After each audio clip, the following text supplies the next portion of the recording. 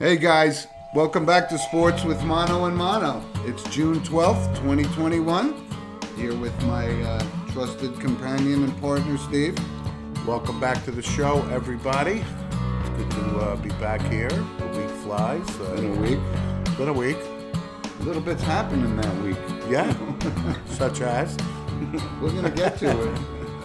But I just wanted to say welcome back, everybody, and thanks for listening. And there is a lot to talk about. It's starting to sound redundant, but that's why we do the show, because there's a lot to talk about. That is correct. Even during COVID last year, there was still a lot to talk about. Even one thing you could talk about, watching the Islander game and the Met game last night, there wasn't one person in the stands with a mask on. So I think we've turned the curve. I think turned the corner, as they say. Right? It's a good sign. Yeah. But listen, so we're going to start this week off with the monologue. And I guess that's for me this week. It is. I'm going to put my zippy thing on my mouth for the next 2 minutes. And it's a 2-minute. The forum is all yours. Thank you. And this is tough to follow up because Steve kind of caught us off guard with Sports with Mono last week with a soccer monologue, right? But this week, and you may say, listen, we're football guys, we're baseball guys, we're sports guys. But tennis, that's where I'm going this week. And it was an unbelievable match yesterday between Novak Djokovic and Rafael Nadal. A classic, if you can put it into that kind of perspective. And even the announcers were saying it was awesome. Marathon match, and you look at it, these are the best players in the world. And the reason I'm making this my monologue, because I just don't think it gets the attention that it deserves or warrants over the years. And Steve and I have been tennis fans forever, and this goes way back. And the current situation with the men's, with Roger Federer and Nadal and Djokovic, you go back to our early days, and we started watching tennis in the Rod Laver days, and the competitors back then was Rod Laver and Ken Rosewall and so forth, right? And then you moved on, you got to the Borg, the Connors, the Lendls, the McEnroes. I mean, unbelievable matches, memorable matches in sports from a tennis perspective.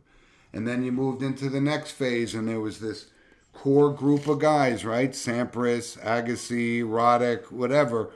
And, they carried tennis until they passed the torch to the current core guys in tennis, the Federers, the Nadals, and Djokovic.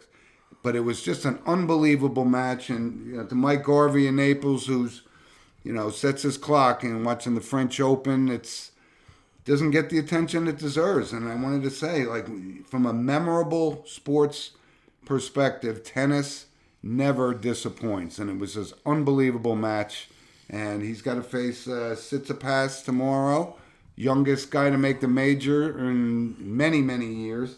So that's going to be a great thing. But again, we're potentially seeing the end of an era, right? Roger Federer had a withdraw from the French Open, and Nadal was going for his 14th French Open title, and he gets knocked off by Djokovic. But listen, folks, from a sports perspective, tennis is just as intense. It's one-on-one, and if I could borrow a phrase from our show, mano-y-mano.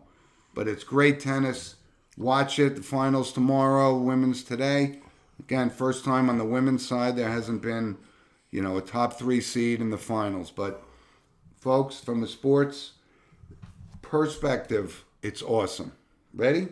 That's it. How about that? Soccer last week to tennis this week. I like it. I like it. So our audience sees our diversity, that we're not just football, baseball, basketball, hockey. And we're not. But, to your point, I got to say, it was a tough week for me based on the show last week. I predicted Nadal down. So did I. We predicted Serena walking to the final. Out. Me too. We talked about Roger Federer. Was he, 27 or 40 years old? Who you told me you were right. He's 39 going on 40, right. So it's an end of an era. It's coming close. And the point is, Roger had to back out, so getting ready for Wimbledon. He was out. So because I think Wimbledon's going to be his swan song. I mean, if he can't pull this off in Wimbledon, then he's just running out of gas. Let's see if he's healthy. But well, that's the key. I know Rafael Nadal again. Because like you said, he had 14 French Opens. He owned the place. Yep. But we kind of discounted Djokovic and the greatness of this guy. He's not the most likable guy. No, as a matter of fact, that's I'm growing more and more to dislike his behavior on the court. Right. So he's not well liked by his tennis peers. Yep. And I got to tell you, he's kind of turned me off with his behavior in the last couple of years. Me too. It still doesn't diminish my objectivity. But he's the youngest of the three. He's a year younger than Nadal, who's 4 years younger than Roger. But it doesn't discount his skill set, and he's one of the all-time greats. Yep. We're in the prediction business. I just don't see Djokovic losing tomorrow. I give the kid credit for getting to the final, but I think Djokovic just he'll walk away with it. But listen, before it's all said and done, he's going to walk away with more majors than Federer and more majors than Nadal. Most likely. So. But also Djokovic during the week, I think he was down 2 sets in a match and came back and won. Yeah. So, that's what makes tennis so awesome. Yeah, it's great. It's just great. It's great. It's great. So listen, I just wanted to recap. Our Triple Crown series ended last week with Essential Quality winning and our pick, Hot Rod Charlie. That was a good race down to the end, right?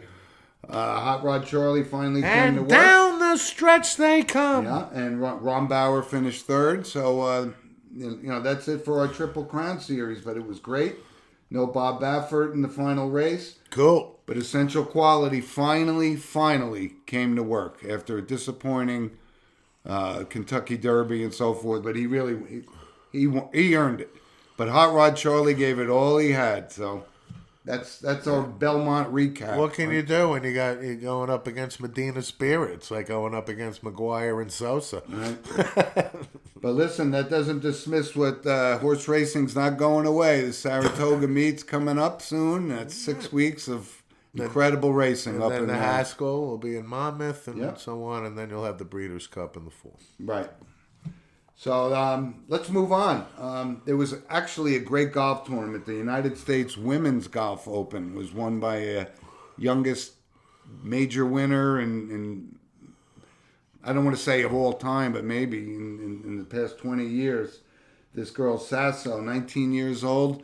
But we saw the collapse of Lexi Thompson, who's, supposed to be the face of golf on the American side. But, that's golf.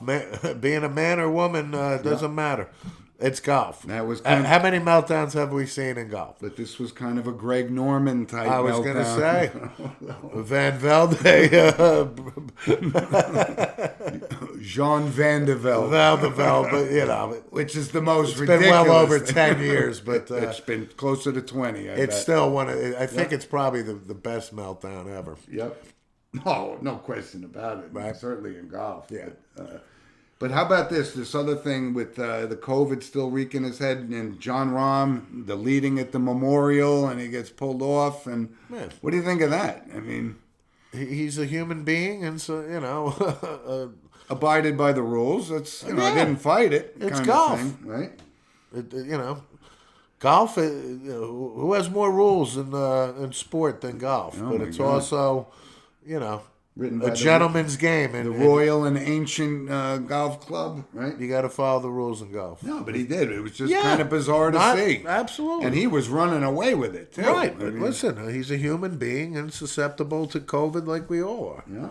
I mean, it's obviously not we know the U.S. Open's coming up, but that's not the biggest golf story on the table. It's the Brooks and Bryson disagreement, if you will. And again, it's kind of funny. We've covered it. Again, I'll take Brooks in a 30-second knockout anytime. I agree.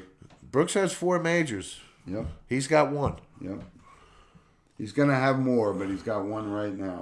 But It's kind of funny. So let's move on. But I think it's good for golf. I think it's a good. I think it's a good side rivalry. Like, what does that mean? It's good for golf because the era that we're in with social media and all this other stuff, it's not like Jack versus Arnie, which was a greatest sports rivalry of all time. but it was a sports rivalry. Those two actually liked each other and respected each other. These two hate each other and don't respect each other. That was the way it was for Jack and Arnie in the beginning, though. It was.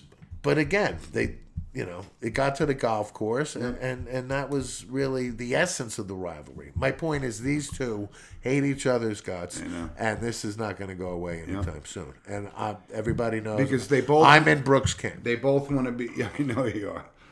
They both want to be the face of golf, and one's getting in the other one's way. It's As Mike Garvey said, what is DeChambeau in French? Good one. Right. So, and folks, good one doesn't really mean good one. That's just our lingo, right?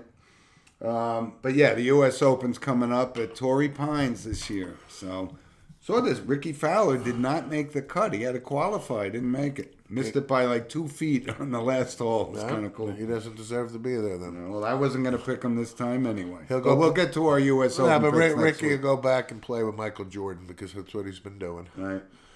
So let's move on. And before we move on, this segment is sponsored by Coriano Trucking, Summer Hill, New York. And hope they're doing well. And thanks for their sponsorship. Continued since the inception of the show. National Basketball Association. And Steve and I, like I said, Nets are rolling on. The Lakers are out. Well, I took some heat for that last week. But how about this? Phoenix Suns up 3-0 on the Denver Nuggets. Surprised? Nope. I'm a little surprised. Jokic, with having the year he's having, he just can't carry the whole team, I guess. And right? who was the MVP of the National Basketball Association? That's who I was talking about. Yeah. And which member of our sports staff here was touting Jokic as the MVP? Let me guess. You? Yes. Okay. Yes. But I also in the back of my mind, I said Steph Curry. If I recall. No, you did. Okay. And I actually kind of wavered at the end that they were going to give it to Steph, just because he's Steph Curry.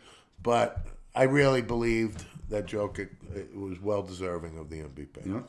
And an interesting fact about that, he's the lowest drafted guy ever to win it. Yeah, he was the 47th pick in the draft like 7 years ago, whatever it was. But the guy scores, rebounds. He's a machine. He's big. He's a machine. He's the Denver Nuggets. But listen, I'm very impressed with the Phoenix Suns. I mean, I really am. I just... They've been there before. I mean, just off the top of my head, I remember the Phoenix Suns with Paul Westphal and Garfield Hurd. Oh, sure. Against the Celtics, Dave Cowens, Havlicek. Remember, like a triple overtime game at the Boston Garden. He always gave it a game. And then Barkley, I guess that team got to the finals too. Came lost up to short. Jordan. Right? So I'm not surprised Phoenix. They should seal the deal. They should make the finals. And I'll be rooting wholeheartedly for them. Like I said, I dislike the Nets. And so you're actually putting the Suns ahead of the winner of the Clippers Jazz series, which that's still open for with Kawhi on the court. I mean, they're not done yet. No, I just think Phoenix is riding a wave of momentum that can get them to the finals. I'm not saying they will. They're hot, but I'm leaning towards Phoenix. It's a hot sun. Like Phoenix. We talked about, they got talent, man. Devin Booker kid, and and Chris Paul, and so on and so forth. But the Clippers are on the ropes again. Yeah. And, but they've been there before, and like I said, you and I are big Kawhi Leonard fans. We are. This guy he could turn it around on a dime. And if they got knocked out, you can't blame Doc Rivers for this one. Right. But I'm sticking with my original thing. No matter what happens in the West, the Nets are being the NBA champions this year. I agree. And I agree. That's not gonna. I'm not wavering on that at all. I just really hope James Harden, the hamstring, really. I hope he recovers. Yeah. Okay. Yeah. Me too. So listen, let's move on to the National Hockey League. Thank you. It's been awesome. That Boston Islanders series. I tell you, Game 5 was from start to finish just exactly what you want in playoff hockey. It's exciting, it's physical, and it's just incredible. And you and I love watching Barry Trotz on the bench and Lou Lamoriello in the bot. What a team he's assembled. And I'm watching the games, And I'm going, Boston, I know you don't like this guy Marchand, but he is phenomenal. Yeah. Bergeron, he's great. And I just kept saying... Pasternak is a pure goal scorer for Right. them. And the Islanders just kept coming and coming and coming. And what a team. A bunch of unknowns. They don't have... they don't have that marquee guy on that team. Hey, you know what was great about it was especially I think it was Game 5, at the Boston Garden. Yeah, it was Game 5. But the crowd, I mean, it was a packed house. It was, And there wasn't a mask to be found. right, but it was the full. Back. Yeah, Playoff atmosphere. Oh God, the crowd. Yep. Right, it was packed, and that's I love that. And What a- the intensity. The Boston went up 1-0. Yep. 2 minutes into the game. But to your point about the Islanders, they weather the storm. They're good. Islanders are really They got good. a team They're young, of really good players. and they're young. You know? And they're young. They are. They're scrappy. And the though. goaltending's great. And I think it's great. Listen, And you got Barry Trotz behind the bench. So. And you got to say, this is the Nassau Coliseum. It's the last season, and that's where they won their 4 Stanley Cups. I'm rooting for them, but they're going up against the Tampa Bay Lightning, who are an awesome team. the defending Stanley Cup champs, and you know what? Nobody's talking about them. Nobody's talking about them. It was just shortened season a little bit, but But again, awesome. let's switch to the West, where again it's been a tough week for me with my prognostications. You know, I said I was leaning towards Colorado to and win it all, rightfully so, though. and they're up. And the coach of the Vegas Knights is Pete DeBoer. And we know DeBoer from Former the Devils, Devils, yep. Sharks, Yep. right? But you gotta credit Vegas. I know. And I got to tell you, Colorado. Third time in the semis since the fourth year in the league. That's pretty impressive. Right. And on the flip side, Colorado, it's the third consecutive year that, they get eliminated, and they may be the most talented team. And Nathan McKinnon, after the game, was sitting at his locker room, and he's like, this is bullshit. He's like... I've been here 9 years, and Yeah. we haven't won anything. I haven't won... You know what? That bodes well for Colorado, because does. this guy wants it, and he wants it bad. It does. And a reporter gave him the most ridiculous post-game press conference after they got knocked out by Vegas, and he just shook his head going, that's the stupidest question I've ever heard. Did we think too much? No, we got beat. That's all. He's a great player, though, by the way. But you know what? That's Herm Edwards. You play to win the game. What's weird about the NHL playoffs is that Montreal is playing in the West, right? So, because of the COVID restrictions and so forth. Sure. And I got to tell you, this isn't the Montreal team that we remember. But they're overachieving. They had the worst record going into the playoffs, and they're playing for the finals. They are, and it's a good storyline there. I got to think it's the Vegas Knights. They're on a roll. Yeah, but there's a good storyline there. Max Pacioretty, will be playing Montreal, and he was the captain of the Canadiens for many years, and now he's a member of Vegas, and that's a good storyline. So we're down to the Final Four. So who am I rooting for? I'm rooting for the Montreal Canadiens because who we I'm go way rooting back for? with the Montreal. You know Canadiens. who I'm rooting for? The New York Islanders. Nah, Plain and simple. I can't. I'm a Ranger fan. You can't. I'm a Ranger fan I can't too. do it. Can't do it. Wouldn't be prudent. That was your Dana Carvey doing, George. That Bush, is right? correct, and I think the folks picked up on that. But it's great. Final Four. It's going to be and these guys. I tell you, the thing that's so funny about the NHL, these guys go to war every night, and they get one night off, and then they play again. Yeah. In the NBA, they play one game, they get 3 days off, and it's amazing. But we've talked about this last year when Tampa won it. Yeah. When they raised that Stanley Cup, Like you it. see the hard work that goes into this. So when they raise that cup, you see that just sigh of relief and joy.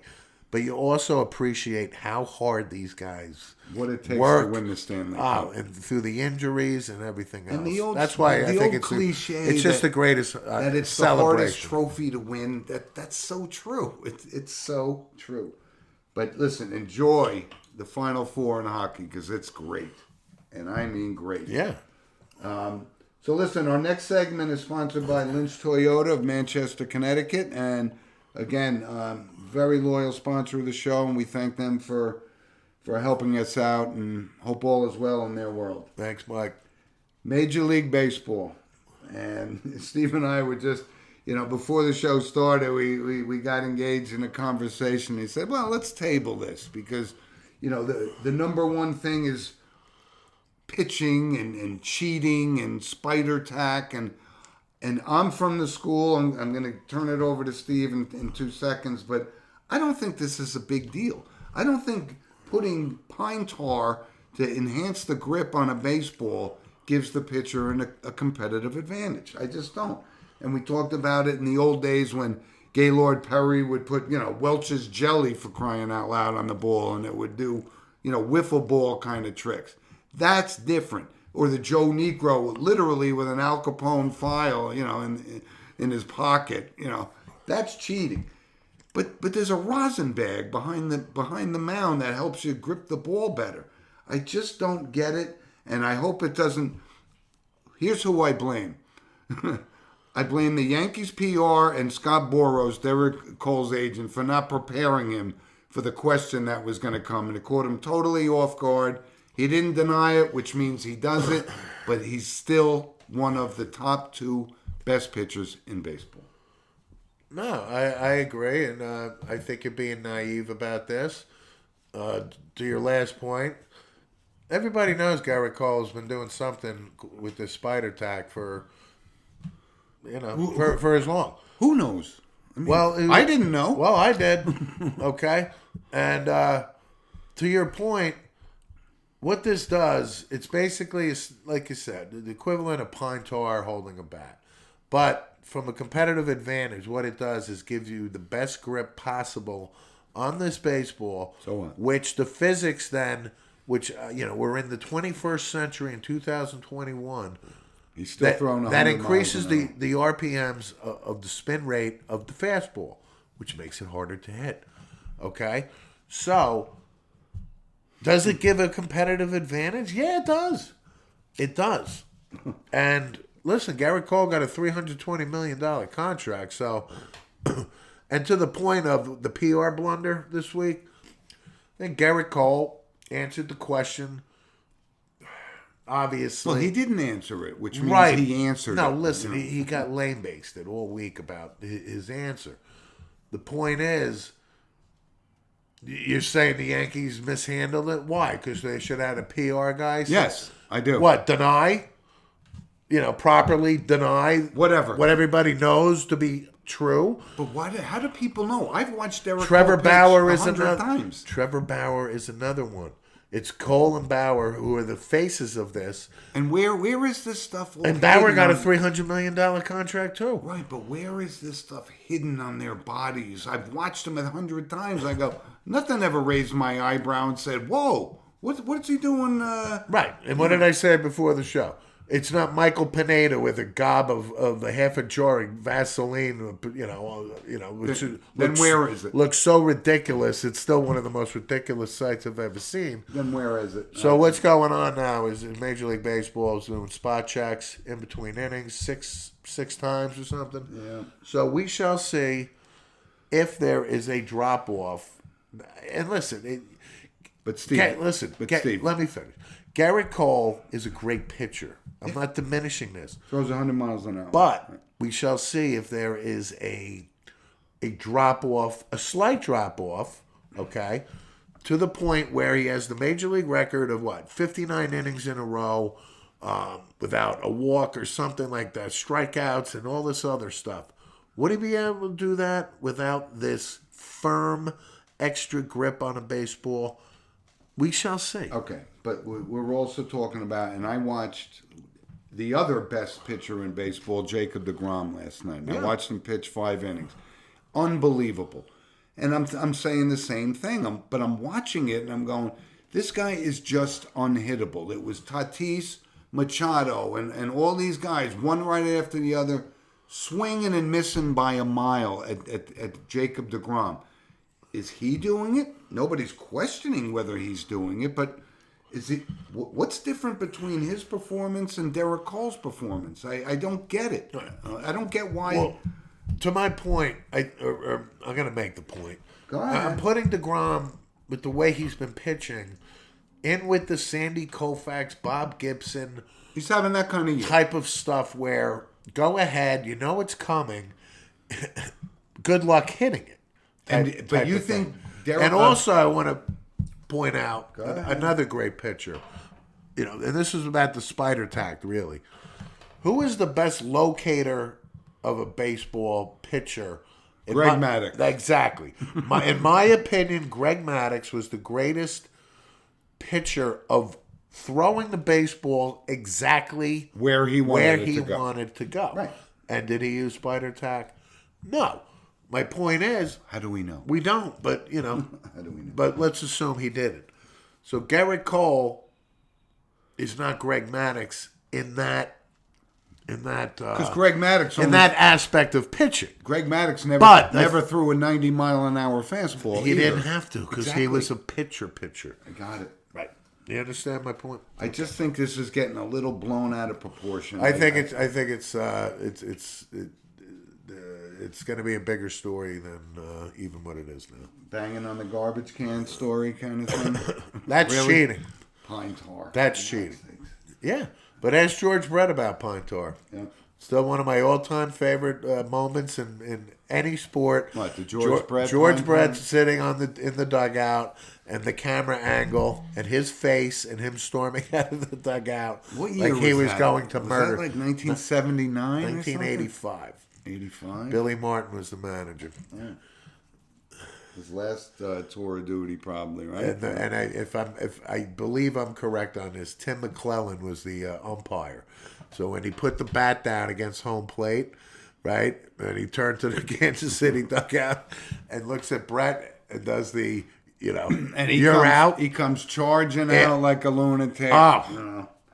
But if he really wanted to take Tim McClellan down, he wouldn't have stopped and got in his face and pulled an Earl Weaver instead of going. Again, I mean, Brett was blinded. He was so, like, that split second of just insanity. Yeah, it was. That was insanity. And we're talking about George Brett as one of the greatest right, hitters of that our was lifetime. insanity for 5 seconds. It was funny. It was. 85. Wow. Yep. It was off by a couple of years. And then they had to play the next day, with like 6 people in the stands. Yep. Actually, I don't even know if anybody was in the stands. They had to play that game, finish the game, before their regular schedule. Yep, they did. But, when we're talking about it, again, I watched, because we talked about Fernando Tatis getting that huge contract at such a young age. He's really good. And I actually watched. He looked ridiculous against Jacob Degrom, maybe because it was good spider attack or something. But he's second in home runs and second in stolen bases. And if he were to lead the league, it's the first time since 1931 that a guy would have led the league in home runs and stolen bases in the same season. Wow, that kind of caught me off guard. I would have thought maybe Bonds had a shot at it, or Mays, or somebody like that. That's a pretty interesting fact, though, right? Yeah. But this kid is good. I've turned it around. I got to watch him a couple times. He's got a lot of talent, and he's very young. Yeah. I mean, when he was given the contract, I didn't waver. I think it was a good investment. I thought it was a little much. No, but, not with today's money. Yeah. And what is he? 20 years old? No, I think, Whatever, I don't know, 21. 21, something like You that. know what I mean. He's that young. But that's where the money's going. And I got to say one more thing before we move off baseball, because I've been watching this, and I was a little skeptical of this Ohtani from California. He's pitching, and he's hitting home runs, and he's pretty good. I mean, he's really good. He's setting records that only Babe Ruth did, and that's saying something right out of the gate. But it was so painful. I watched. He fouls one off his knee last night. I mean, that's like getting shot in the knee. And the kid got up, went to first base, and started pitching the next inning. I like this kid a lot. And he hit some moon blasts. Yeah. Too. Listen, I never wavered on this kid's talent. I mean, he's obviously not going to win anything when he's with the California Angels because they don't win anything, right? Having the typical year. Trout's out, so now, there's no... Yeah.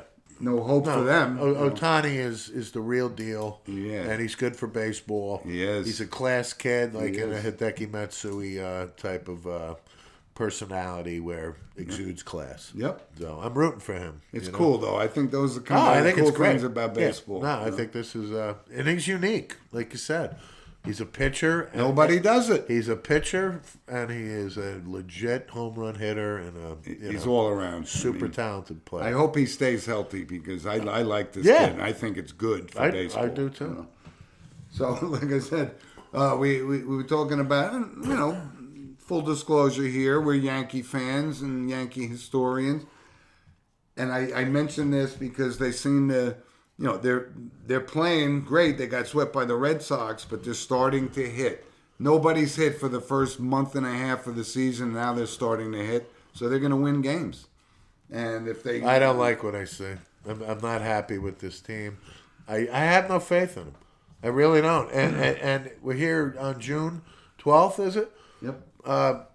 Injuries are still to come. Judge is going down again. Stanton will go down twice again. Yep. I have no faith in Gary Sanchez. I hate him. I hate even looking at him. The pitching outside of Garrett Cole. I like Montgomery, though. I like King. I think they got a good foundation. Okay. It's not... That's what's kept them in It's this not league. Cone Wells and, Andy Pettit and Roger Clemens throwing out there. Wow, throwing Wells in that category? Why wouldn't I? Pettit and David Cone? Wells was an outstanding New York Yankee pitcher. He threw a no-hitter. He was great with the Yankees. Look up his record. Great? I don't know about With the Yankees, yes, he was great. All right. So, listen, we're baseball fans, and it's starting to get into the summer months, and it's good. It's a long The run. Yankees are like 33 and 30. No, they're No, better they're than 33 and 30 because I looked that up this morning. that. Oh. Yeah, they got swept by Boston last week. I Yeah, guess they lost to the right. the Twinkies last night. And they're down in Philly today. Who they own. You see their record against the Minnesota Twins? It's like 110-32, and they're like, play them every week. That'd be great. I mean, during the 90s, when we would play them in the playoffs. Bring it on. No doubt. Ron Gardenhire, the manager, like, forget about it. They had a good Done record. deal. They won a lot of games. We Gardenhire. own the Twins. Own the Twins. Yeah. But listen, Outside the Kirby Puckett Herbeck team, that was the world champs. Yeah. But for the they win one or two. They won two. They won two, right? Yeah. Jack Morris was. Jack Morris pitched Instrumental. one of the greatest games ever in playoff baseball. Yeah. As a member of the Twins. So listen, Steve. Let's just move on real quickly to the NFL. And again, we're in OTAs and who showed up, who didn't show up, Brady's knee, whatever. Rogers still holding out. I think the Titans got Julio Jones for nothing. They didn't give up much. There's no first round picks. No, it was a great deal. Listen, Julio Jones, they were saying New England or the Titans. I was 92% sure he wasn't going to New England. Julio Jones is a Southern kid, Alabama, grew up in Georgia, that type of thing. He's got a lot of miles on those tires, though. I gotta be Atlanta honest. can't afford him. And because he's 32, and like you just said, he's got a lot of miles on the tires. Yep. He's not worthy of a first-round pick anymore. And It's a great deal for the Titans because they lost, their receiving corps. I think it's a win-win for both teams. Yep. Atlanta has to clear this monstrous contract. I think Atlanta still has to, pay the bulk of it for this year, but it comes off the books next year. It does. And listen, Julio Jones is going to the Hall of Fame. And I think Hall of Fame? Oh, without question. Absolutely. Ooh. That's like you saying, is Calvin Johnson a first ballot Hall of Famer? Was he a first ballot Hall of Famer? Yeah, but... Thank you. But Julio Jones, the story's not over. I think he has 3 more productive years, and this only helps Ryan Tannehill. And the Titans, as we know, with Derrick Henry, and if they can fix their defense, the Titans are, they're in the conversation. Yeah, there's a lot to like about the Titans, actually. But Julio Jones is a class kid, too. He's never in trouble. I don't know, man. Yeah, he kind of just said, I want out of this or I'm done playing. They couldn't afford to pay him. I get it, but they could have done it, without him coming out in public and saying, I'm out of here. Well, of course he's going to say that. I don't know. I got no problem with Julio I don't Jones. think he's as choir boyish as you make him out to be quite honest with you. I didn't say he's going to sing in the Tabernacle Choir. I don't know. But that, there's really, like I said, not much going on in the NFL, so we'll get to it. I just wanted to bring that up. I thought it was, he reminds me in the same kind of vein as Amari Cooper. But the Cowboys gave up 2 number ones, or at least one number one. One to get number him, one. But in his days, And if you look at the numbers of Cooper versus Julio Jones, Jones is significantly better. yeah. He had a pretty good quarterback thrown to him for a long time, Matt Ryan. Yeah, but one of the quirky things about Julio Jones is you look at him and the amount of touchdowns, right? Yeah. But he's the guy that catches, 88 yards, to get down to the 4-yard line or I'm not whatever saying it he's is not on a a great drive. player, And, people, I think that's a misnomer when you look at his stat. Oh, he didn't have a lot of time. Well, the reason he didn't have a lot of touchdowns is they double teamed him inside the 5-yard line. Oh, that's what happens when you're good, I guess. Yeah. Yeah. But it's a good deal for the Titans. And listen, before we move off football, because this is something that you and I, this story came out about Bo Schembechler, I saw it. and I read it, and I go, This is coming from his son. his son, right? So, and there's other guys, this guy Thompson, whatever his name was. 2 guys.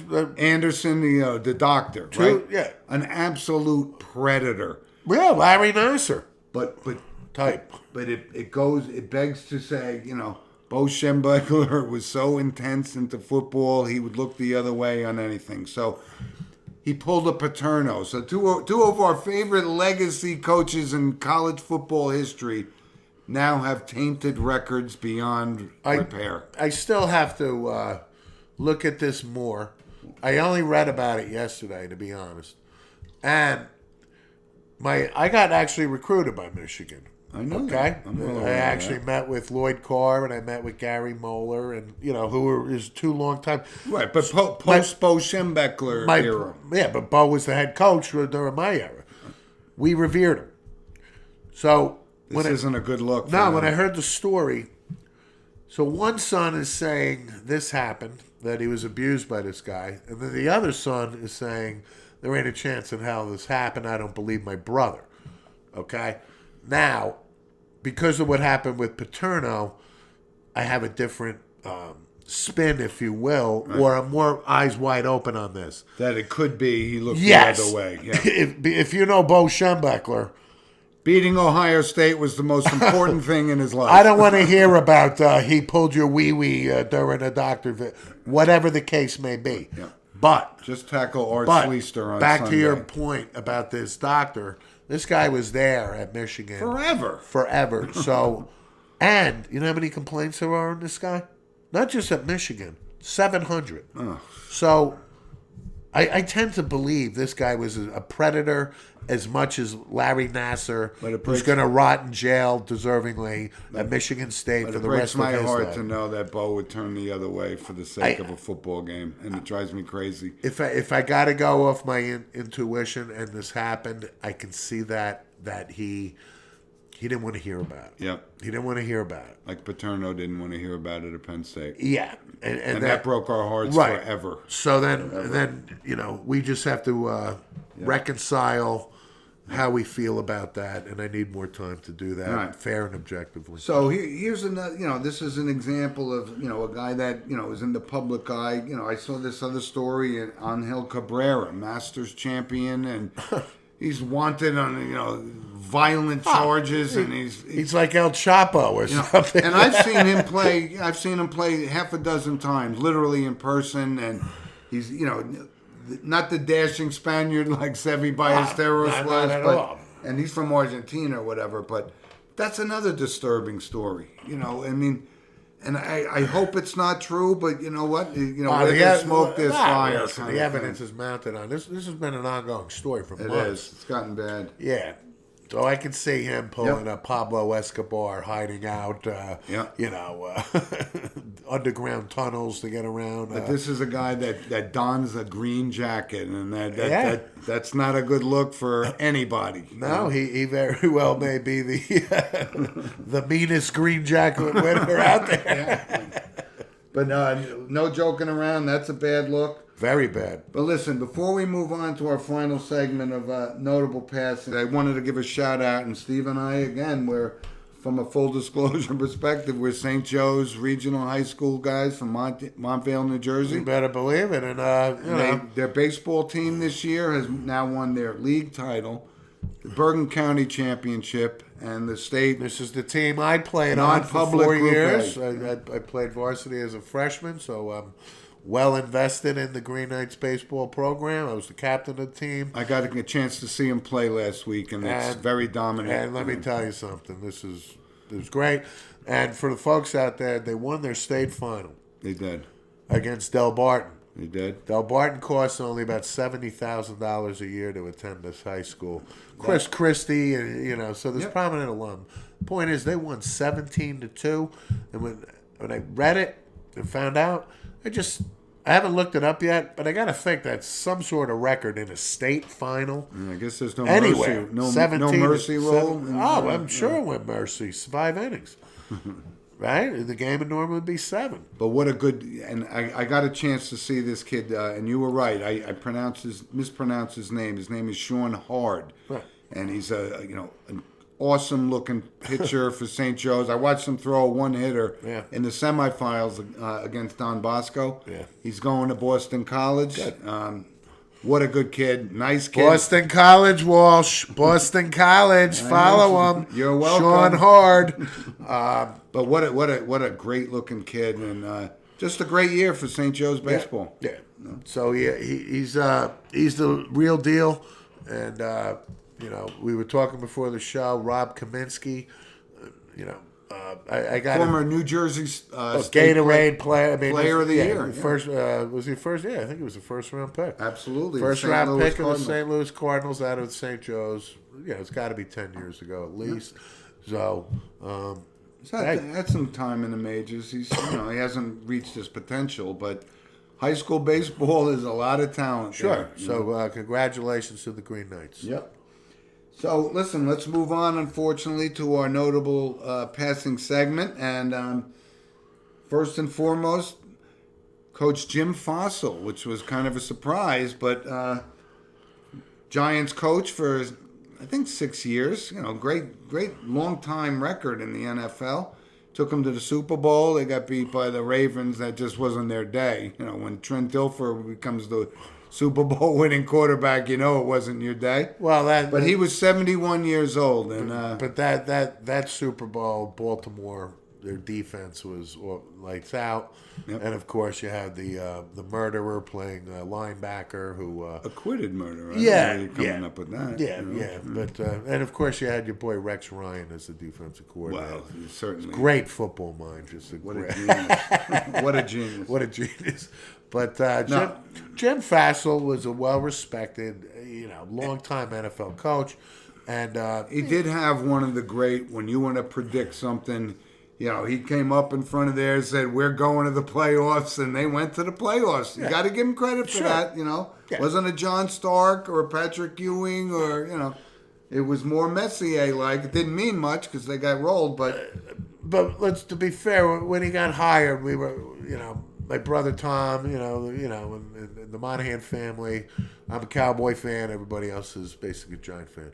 But when he got hired, we weren't sure if he was going to fall into the Ray Handley side or the Parcells side. Yep. And to be fair, he did okay. Neither one. Yeah, he did okay. He did just fine. He got he was more than serviceable as the Giants head coach, and was a well-respected guy. Sad to hear that he passed. His son is the Cowboys special teams coach. What's his name? John Fassel? John Fassel. Yep. And John, I'm going to give him a pass for the Thanksgiving fake, punt against the Redskins on our 10-yard line.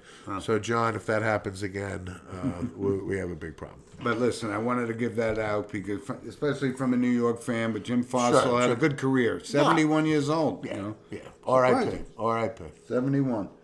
And here's one from the world of entertainment. Clarence Williams the Third. Link from the Mod Squad, which was, we've seen many an episode. Hasn't been on TV in 30 years. I haven't seen it once. Michael Cole, Peggy Lipton, and Link. Yeah. I know Peggy Lipton passed away years ago. A couple years ago. We brought it up. Yeah. Married to Quincy Jones. That's correct. And so Link's gone, and we'll look up, see if Michael's still breathing. He was 81 years old. Yeah. And you know what? He was a cool guy. He was a cool guy. And listen, he worked. He had a good career. Yeah, he was in a lot of stuff. Yeah. So, Link. But that was, that's a show that I swear to God I have not seen 1 second of since we watched it back in, had to be what, 1970? 71 maybe? Something like that? Yeah, like 69 probably to 70, 71, 72. I can only, I would imagine it was a 3-4 year series, something like that. But we thought Link was cool, man. Oh, totally cool. No doubt. 81. How about that? Yeah, that's a good run. But listen, thanks for joining us, everybody. This is our, June 12th, 2021 edition, and we look forward to you joining us on next week's show. Yep. Any comments? Sports with Mono and Mono at gmail.com. Yep, we'd love to hear from you. And we got a new subscriber on YouTube. See that? Yeah. What was that? I want to do a shout out right now. I gave a couple of references. I got some good feedback this week, but like Steve said, send us an email and we'll talk about you next week. Yeah. But thanks for joining us, and folks, enjoy your weekend. Enjoy the U.S. Madeline Fabrizio. Madeline, thank you so much. Very good. Welcome aboard. Really, we appreciate you listening, and thank you. Send us an email, Madeline, and let us know a little bit about you and who your favorite sports team is, and we'll talk about you. That'd be great. Very good. Thank you. See you guys.